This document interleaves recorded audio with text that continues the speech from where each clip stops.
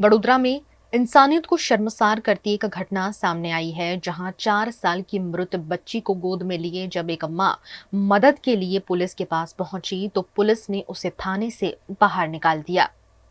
Vadodara police की संवेदनहीनता एक बार फिर उजागर हुई है। 4 दिन की मृत बच्ची को गोद में लेकर जब एक मां रावपुरा पुलिस थाने मदद मांगने पहुंची तो उम्मीद से विपरीत पुलिस ने उसे वहां से भगा दिया। जानकारी के अनुसार बच्ची की मौत एसएसजी अस्पताल में इलाज के दौरान हो गई थी।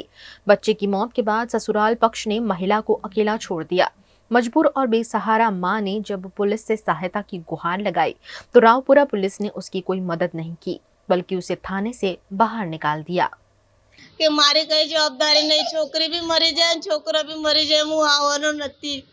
પણ કેમ ના પાડે છે બેન? ખબર નથી સાહેબ એને કેમ ના પાડે। શું નામ છે તમારું? તેજાભાઈ ઠાકોર। તો તમે હમણાં ક્યાં તમે લવ મેરેજ કરેલા? ના, લગ્ન કરેલા છે। તો પછી કેમ ના પાડે? કેટલા વર્ષ પહેલા લગ્ન થયા હતા? 4 વર્ષ થઈ ગયા સાહેબ। દીકરી છે ઓફ થઈ ગઈ છે, ના પાડે આવવાનું।